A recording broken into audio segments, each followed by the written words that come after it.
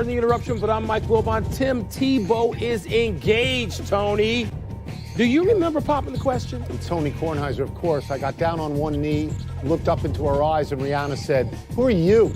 And then she called for security. Yeah, I was going to say security would be the next call. Yeah. If I showed you 15 pictures, and Rihanna was one of them, the other 14 were just like people in the public eye. Yeah. Would you know for certain which one was Rihanna? Yes, especially if you showed me pictures, for example, of the Cleveland Indians. Okay, yeah, I would think, that's Rihanna. less hard. I would know that. Less difficult. Welcome to PTI, boys and girls. In today's episode, Nick Foles may break the bank, Kyler Murray appears headed for the NFL, and Steve Young joins us to talk about this weekend's playoff games.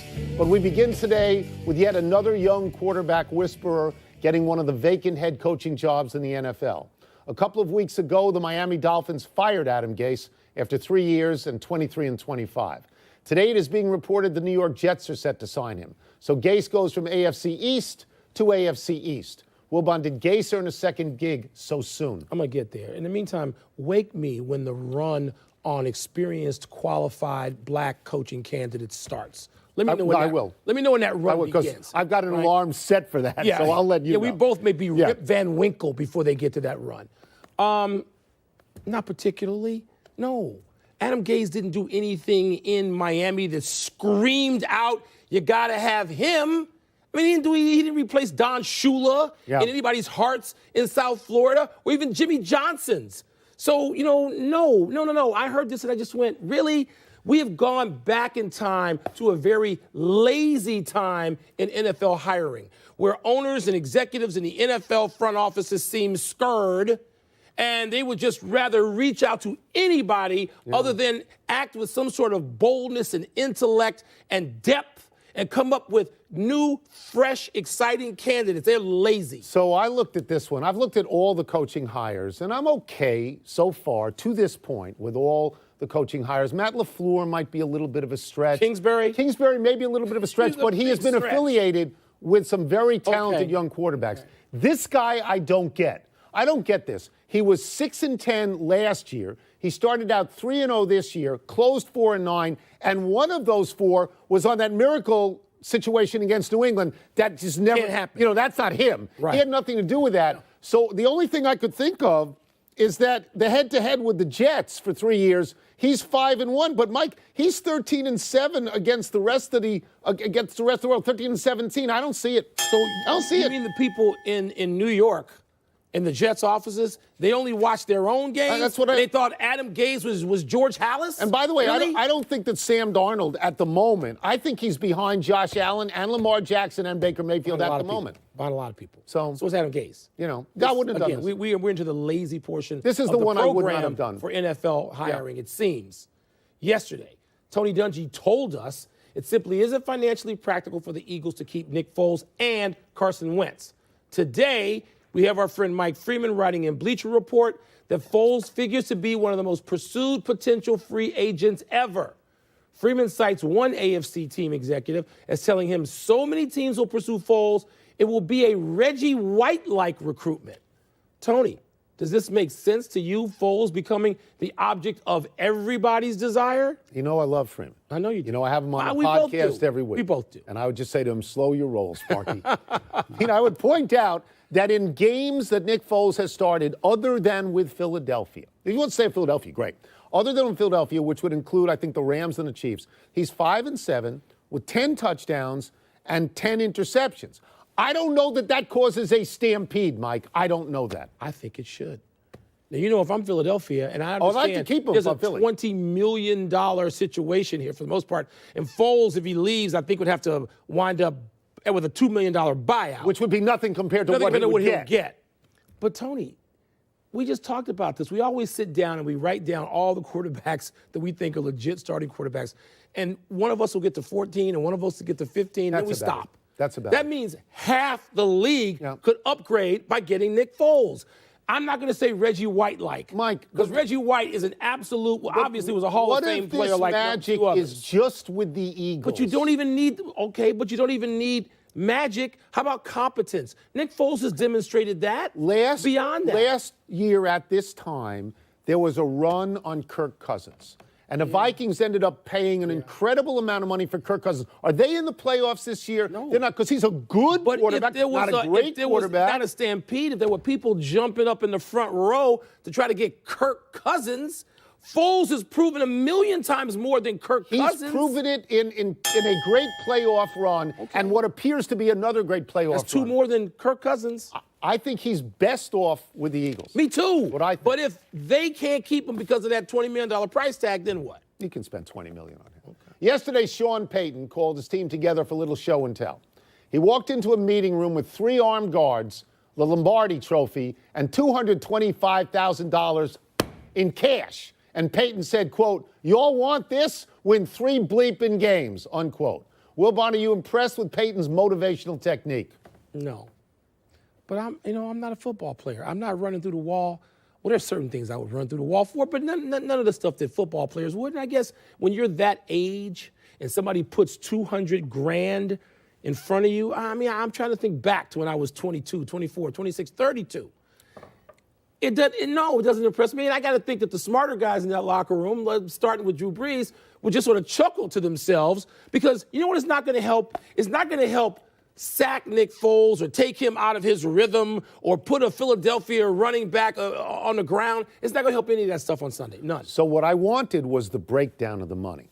Was it in 10s? Was it in 20s? Was it in 50s? Was it in hundreds? And you'll remember this, Don King used to take a satchel, and he stuffed it with money, and he said to somebody, "It's $100,000," but it was all in ones. First of all, and it was probably a couple of $100. It was ones. That's all it was. So I wanted the breakdown. Now I particularly think this is brilliant. Why? I understand that football players with multi-million-dollar contracts, $250,000 is not that big a deal. You made it clear just now it wasn't a big deal to you either. No. But it's not the amount. When you see it, when you see that cash, did you see their reactions? They all went, wow, when you see that cash in front of you, because that's the share that each player will get.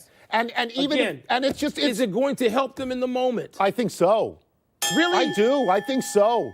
And by the way, they're 5-0 at home with Brees and Payton in playoff games. That would excite me if I was on that team more. I thought it was brilliant. Seeing that cash. I'm just saying I thought it was brilliant. I did. I would dive in. I would dive in. It's time for our Kyler Murray update, Tony. Susan Slusser reports in the San Francisco Chronicle that even the Oakland A's, who own Murray's baseball rights, expect the kid to enter the upcoming NFL draft. If Murray then chooses to play football, he'd have to return to the A's the $4 million signing bonus he received. Tone, using recent NFL drafts, Murray figures to get a signing bonus that's 2 to 3 times what the A's gave him. So what do you see happening with Murray? Well, I think it got much more interesting because of our close personal friend, Cliff Kingsbury. Because I know that James Harden is one of the 5 best players in the league the last 5 years, but Chris Paul's the most important player on that team, as we saw last year when they were up 3. They couldn't close after leading that series late. Couldn't hit any three-point shots. It's Chris Paul. Therefore, my answer is Antetokounmpo. It is. Right. Because he can grab you. Last night's line, I know that reminded you of a player in NBA history. Number 6. Tell the audience who it is. Number 6. That would be William Felton Russell. William Felton Russell. Okay, so Bill F. Russell is what I like to call him. I'm taking him. Yeah. I'm taking the points, the rebounds, the dominance, the inside defense. Harden doesn't play any defense, even though he's better than he has been. And I know the Greek Freak has not proven anything yet, but Harden didn't prove anything in May and June, not much either. Right. So I'm taking Antetokounmpo. So I think the Greek Freak is a better player, potentially. I will say this, and I know you will agree. If you give me 27 and 21 every night, I'm going to get a ring. Kidding? I'm going to get, because it's 21 rebounds. Yes. Because that is dominating. Don't tell me he don't shoot threes. He does everything else on the court. But I'm going to take Harden as well. Because I like a guy with the ball in his hands, and I like scoring. I have fallen in love with scoring. He's going to give me for the rest of this year, and it's only this year we're talking about, not the playoffs. 30 and 10. He's going to give me 35 every night. Yeah. He's that good. He's going to give me 35. We're talking about playoffs. We're talking about playoffs now. Well, he hasn't done it in the playoffs, Tony. He's choked in the playoffs. Okay, so he's choked. Antetokounmpo has not yet had a chance to prove himself in the playoffs. I'm on the record. I'll take Harden. Let's take a break. Coming up, how will playoff football be different for Patrick Mahomes? We're going to ask Steve Young. We'll also ask him whether the Cowboys are a good match for coaching darling Sean McVay. Can I have Chris Paul and Antetokounmpo? No. Come on now. No. That's what I want. Chris Paul should be on the Lakers. Still should be on the Lakers. You know what? Your boy. Absolutely. That's right. your boy. I love him. That's your boy. Chris Paul should. We are now fewer than 48 hours away from kickoff of this weekend's playoff games, which makes it a great time to bring in my former teammate on the LA Express, Hall of Fame quarterback Steve You were an Young. old man by then. They called me Gramps. Did they? But Steve, tell him I could play, couldn't I? I could play. Sid Gilman told me all the time that you were one of the best. I was.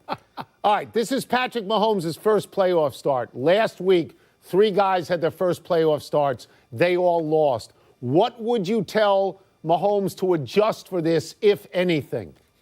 I would say nothing. You think about when they started the season in the chart, he came out of the gate and the whole league was not jealous, but they were focused on Patrick Mahomes. And every week, including the early in the season, the Monday night game in Denver, it felt like the whole league, including the Denver defense, was laser focused to knock this guy down. And so for 16 weeks, he's taken every big shot you can take, and he's done very well. So to me, he's been in a playoff mode because the whole team's fixated on taking him down. Now, there's been some slow starts. There's been some games they didn't score quite enough, but in the end, they've lost when the defense has let people score 33, 40 plus points. I think it's not about Patrick Mahomes. Patrick, keep doing exactly what you're doing.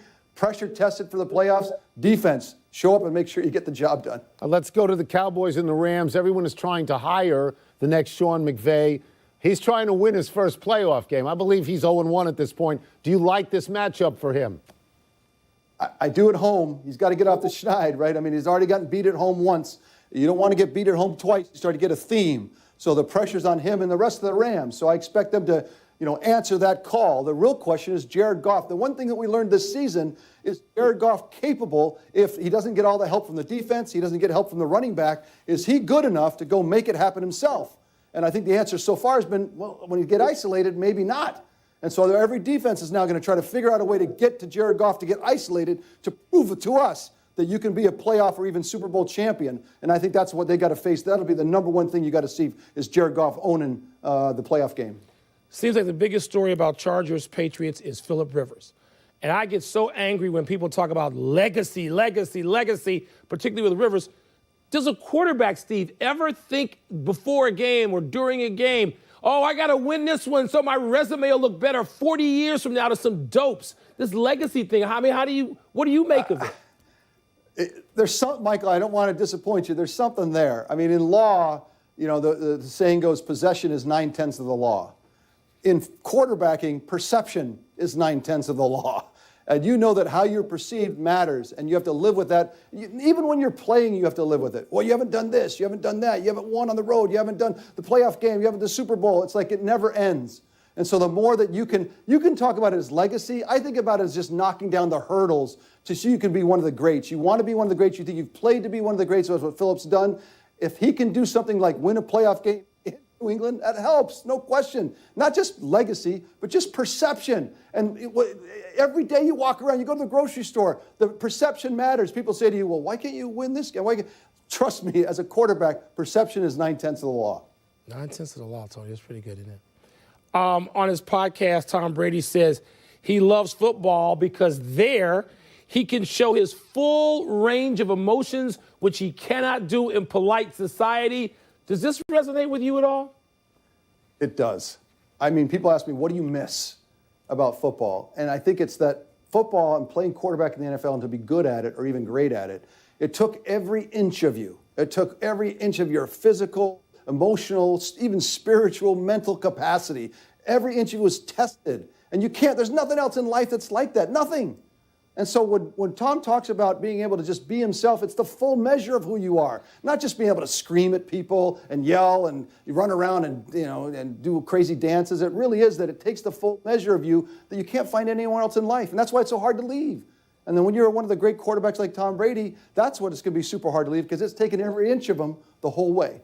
Yeah, because, he loves to yell at offensive coordinators. He can't yell at the waiter. It's not going to work. We'll get you out of here on this. Eagles and Saints. The Saints blew the Eagles out in November. I mean, they got over 40, I think. If you were in Drew Brees' position, how much confidence would that game give you?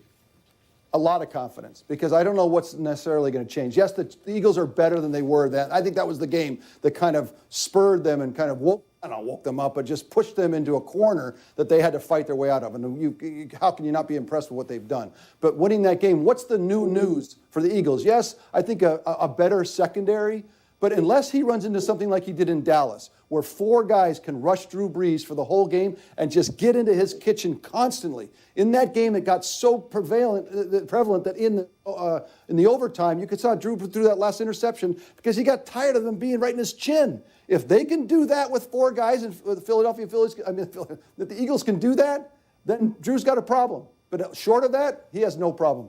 Thank you, Steve. We Thank missed you you very last much, week. Steve. Thanks Appreciate for coming it. back. We Happy New appreciate Year. it. Great.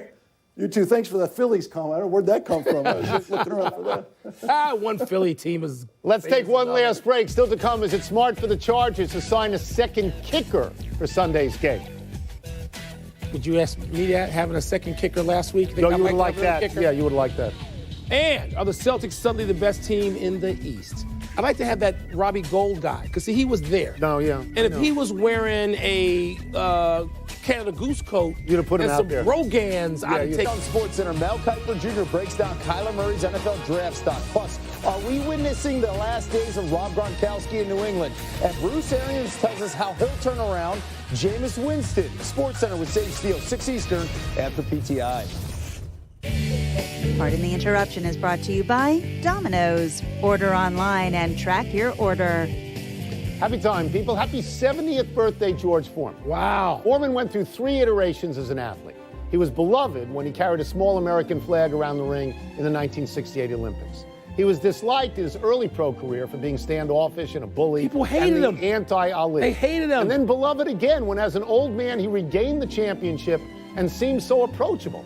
Plus, he made hundreds of millions of dollars on an indoor grill, whatever that is. You know what the estimated figure is what he earned, including rights fees and No, how likenesses much? and sales? Nearly $200 million. Fantastic. How about that? Off Good a for him. grill. Good for him. Why didn't you think about that? You're a grill master. Happy anniversary, Bud Grant. On this day 3 years ago, the then 88-year-old former Vikings coach went out for the ceremonial coin toss in a golf shirt, despite the game time temperature registering a cool -9 degrees. And this is why Bud Grant is heroic. This is why when he holds his next yard sale, Wilbon and I are going. Bud Grant, Lou Grant, and Prince. Isn't that the order in Minnesota? Yes. You think? Yes. I would say so. Happy trails to a win for Creighton. Creighton had the ball under its own basket with 0.8 seconds to go in a 3-point lead.